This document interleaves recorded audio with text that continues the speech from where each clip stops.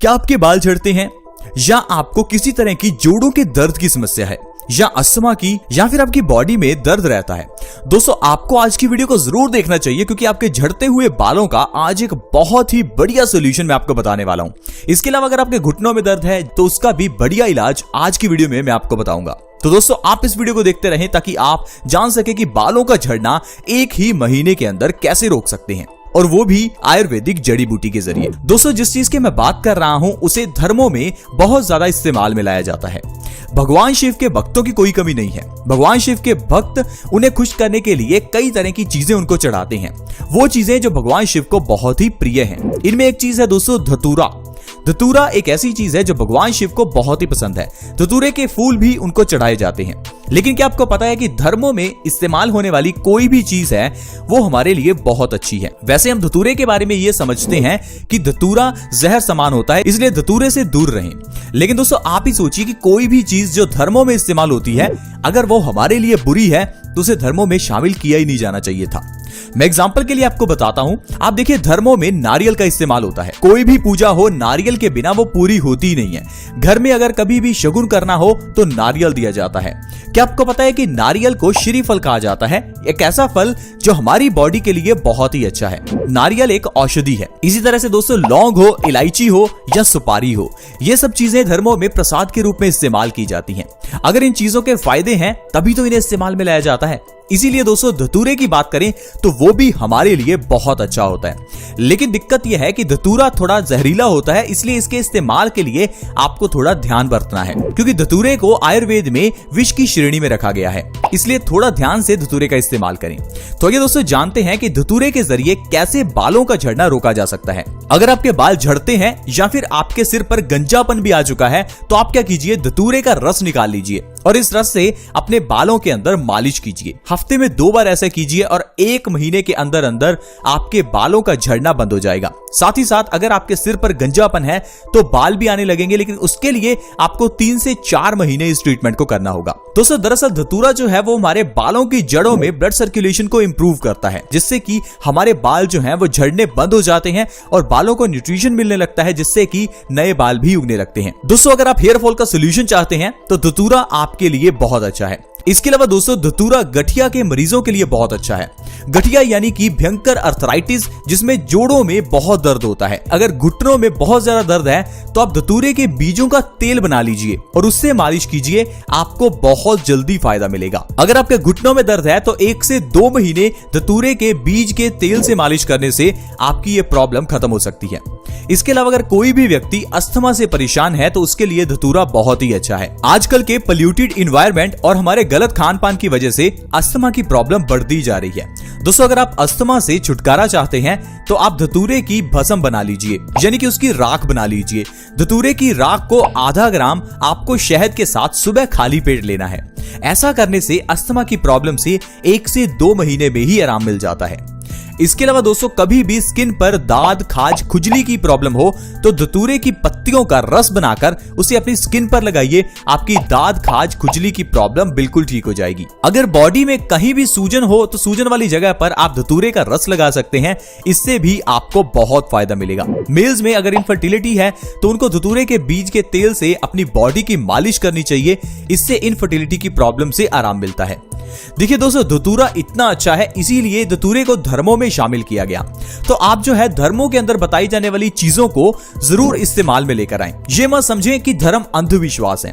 दरअसल धर्मों में यह भी कहा जाता है कि आपको एक दिन व्रत जरूर रखना चाहिए, और हम कहते हैं अरे भूखे रहने से क्या होगा।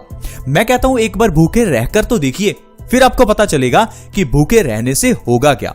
दरअसल दोस्तों जब हम भूखे रहते हैं उस समय ही हमारी बॉडी अच्छे से काम करती है, क्योंकि दोस्तों हमारी बॉडी को काम करने के लिए एनर्जी चाहिए। अब जब हम सारा दिन खाते रहते हैं तो इससे हमारी बॉडी को एनर्जी मिल जाती है, लेकिन जिस दिन आप फास्ट करते हैं उस दिन आपकी बॉडी को एनर्जी चाहिए लेकिन आप कुछ खा नहीं रहे हैं, तो ऐसे में आपकी बॉडी क्या करेगी, जो आपकी बॉडी के अंदर जो वेस्ट है उसको वो तोड़ने लगेगी। अगर आपकी बॉडी में कैंसर के सेल्स हैं उनको वो खत्म करने लगेगी ताकि उसे एनर्जी के रूप में यूज कर सके। इसीलिए अगर आप फास्टिंग करते हैं यानी कि उपवास रखते हैं तो इससे आपकी बॉडी के अंदर जो बीमारियां हैं वो बाहर निकलने लगती हैं। इसीलिए तो धर्मों में कहा गया कि आपको फास्टिंग करनी चाहिए। लेकिन हमने सोचा कि भगवान शिव के नाम पर व्रत रखने से क्या होगा बजरंगबली के नाम पर अगर व्रत रखते हैं। मेरा दोस्तों सिर्फ कहने का इतना सा मकसद है कि अगर आप धर्मों को मानते हैं तो उनमें बताई जाने वाली चीजों में आयुर्वेद भी छिपा हुआ है। अगर आप धर्मों से जुड़े रहते हैं तो जाने अनजाने में आप आयुर्वेद के नियमों का पालन कर लेते हैं, जिससे आप स्वस्थ रहते हैं। अब हमें कहा जाता है कि हमें खाली पेट मंदिर जाना चाहिए, हमें नंगे पांव मंदिर जाना चाहिए। दोस्तों नंगे पांव मंदिर जाने का मकसद एक ये है कि हम लोग हमेशा चप्पल पहनकर रखते हैं, जिससे होता क्या है कि जब हम मार्केट में निकलते हैं तो हमारे पांव पर किसी तरह के भी नुकीले कंकर नहीं लगते, लेकिन ये लगने चाहिए क्योंकि दोस्तों हमारे पांव के नीचे सब तरह की नसें होती हैं, नसों के पॉइंट्स हैं, उनको दबाना जरूरी है। लेकिन जब आप नंगे पांव मंदिर जाते हैं तो उस समय आपके जो पांव के नीचे के जो एक्यूप्रेशर पॉइंट्स हैं वो दबते हैं, जिससे हमारी बॉडी स्वस्थ रहती है। अब खाली पेट मंदिर जाने का मकसद है कि जब आप खाली पेट मंदिर जाएंगे तो मंदिर जाकर जो आपको प्रसाद मिलता है उसे खाली पेट खाना सेहत के लिए फायदेमंद होता है। अब मंदिर जाने पर प्रसाद क्या मिलता है, माखन मिश्री का। मंदिर जाने पर आपको लौंग का, इलायची का ये प्रसाद मिलता है, चरणामृत मिलता है। ये सारी चीजें आपको खाली पेट ही खानी है ताकि हमारी बॉडी को इसका फायदा मिल सके।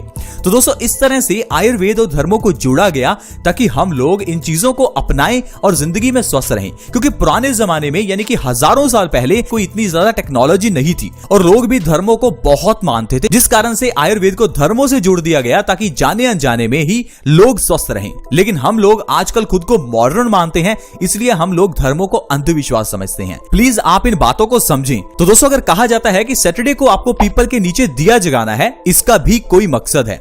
पीपल हमारे लिए बहुत अच्छा है। पीपल भी एक औषधीय वृक्ष है।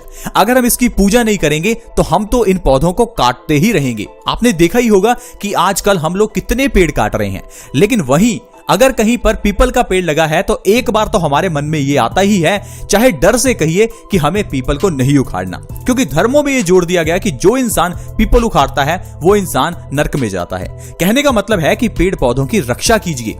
तुलसी को आंगन में लगाने के लिए कहा गया, इसका भी मकसद है। तुलसी आंगन में लगेगी तो आप इसकी पूजा करेंगे। तुलसी पूजा करने का क्या मकसद है कि ये जो तुलसी है ये औषधीय गुणों से भरपूर है, इसकी पूजा करो, ना कि इसे उखाड़ कर फेंको। आप बुखार होने पर पैरासीटामोल लेते हैं, जरूरत नहीं है। आप तुलसी के पत्तों का रस निकाल लीजिए, थोड़ा सा गर्म कीजिए और हल्का सा शहद मिलाकर उसे सुबह शाम एक एक चम्मच लीजिए, आपका डेंगू तक का बुखार ठीक हो जाएगा।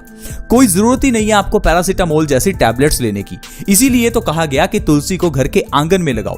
तुलसी के आसपास कभी भी डेंगू मलेरिया के मच्छर नहीं आते, इसीलिए जब आप तुलसी को आंगन में लगाते हैं तो आपके घर के अंदर मच्छर प्रवेश नहीं करते, जिससे कि आप डेंगू जैसी बीमारी से बचे रहते हैं। तो दोस्तों मेरा कहने का मतलब है कि आप इन चीजों को समझें। ये सारी चीजें जो मैं आपको बता रहा हूं ये हमारे दादा दादी और हमारे नाना नानी जानते हैं। उनको पता है कि पेड़ पौधों के क्या फायदे हैं, हमारे घर में पड़ी हुई चीजों के क्या फायदे हैं, धतूरे के क्या फायदे हैं। लेकिन हम लोगों के पास टाइम ही नहीं है कि हम लोग अपने दादा दादी या नाना नानी के पास बैठे और उनसे पूछें कि हम लोग स्वस्थ कैसे रह सकते हैं। हम जब किसी के पास जाते हैं तो ये तो कह देते हैं कि पुराने जमाने में लोग बड़े स्वस्थ थे। अब पुराने जमाने के लोग आपके घरों में ही हैं, उनसे पूछिए कि स्वस्थ कैसे रहना है। या फिर हमारे इस चैनल से जुड़े रहिए ताकि आप जानते रहें कि कैसे घर में पड़ी हुई चीजों से स्वस्थ रहें और हमेशा अपने परिवार के साथ खुश रहें। अगर आप आयुर्वेद के नियमों का पालन करते हैं तो आप खुद में डॉक्टर बन सकते हैं और आपको डॉक्टर के पास जाने की जरूरत नहीं है। और जो पैसा आप कमा रहे हैं उसे आप खुशियों पर खर्च करेंगे, ना कि डॉक्टर की फीस और दवाइयों पर। दोस्तों आज की वीडियो में इतना ही। अगर वीडियो अच्छी लगी हो तो प्लीज इस वीडियो को लाइक करें और हमें मोटिवेट करें। हमारी इस वीडियो को दूसरों के साथ भी शेयर करें ताकि दूसरे लोग इस वीडियो का फायदा उठा सकें। वीडियो के नीचे एक शेयर का बटन है, उसे दबा दें और इस वीडियो को व्हाट्सएप के ग्रुप्स में या फेसबुक के पेज पर शेयर करें। अगर आप हमारे चैनल से जुड़ना चाहते हैं तो वीडियो के नीचे एक सब्सक्राइब का बटन है, उसे दबा दें ताकि आप हमारे चैनल से जुड़ जाएं और आपके पास ऐसी ही वीडियोस की नोटिफिकेशन आती रहे। दोस्तों आज की वीडियो में इतना ही। See you in the next video. Bye bye.